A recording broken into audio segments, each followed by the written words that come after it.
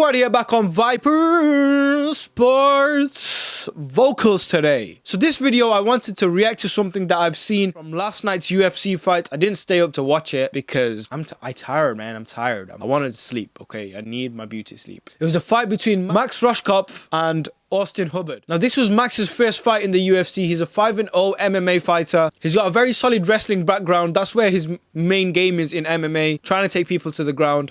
But yesterday, he came up against a very good Austin Hubbard who could avoid those takedowns, and he was tagging him throughout the fight. And it really disheartened Max. And he went back to his corner, just didn't look like he was there, and he asked his corner to pull him out.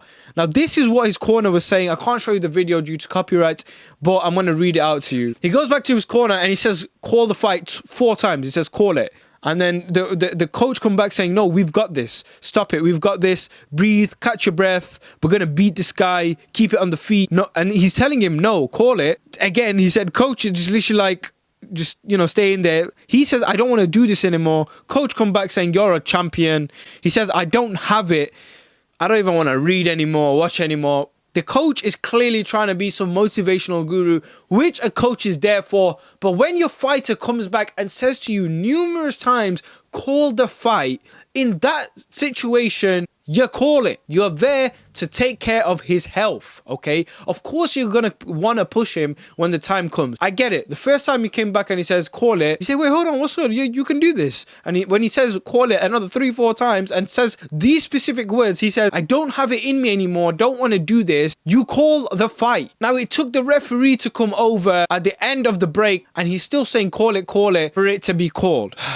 We've seen too many tragedies in combat sports, and when they happen, we always say, oh, if it was just stopped a minute earlier. Granted, they were saying that he wasn't massively hurt in this fight. He was a little fatigued. No, the pressure might have got to him as well. His first UFC fight, just wasn't motivated. Maybe he had a little niggle or something apparently on his toe. He didn't want to be in there. And fair, we don't know what a fight goes through when he's in there. I'm telling you, the most I've done is spar some great fighters, and it's hard, it's lonely. I've never competed, but what I can take from experience, it's a lonely experience. And if you don't want to be in there, you have to have a coach that is going to understand that situation. Counteracted with, you do need a motivational coach to get you through. But like I said, situations like this, no, you just call the fight. You call the fight. Now, taking this article from TalkSport, I'm going to read some stuff that the commission said after the fight. That's something we will take a look at. We might want to take disciplinary action on them. That doesn't sound like they are looking out for a fighter. Obviously, he didn't want to come out. The coach has stood by what he said. He said,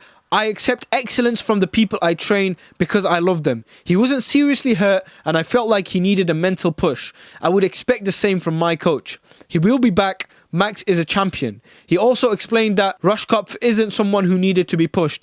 Well, if he's someone that doesn't need to be pushed, clearly he doesn't want to be in there. You take him out. There's obviously something wrong. Now, even if he wasn't necessarily hurt, you don't know if one of those shots that clipped him may have made his head feel a certain... You just don't know, man. You don't know. We've seen too much tragedy. We've just seen too much in combat sport, and it really, really makes me sad and upset that coaches...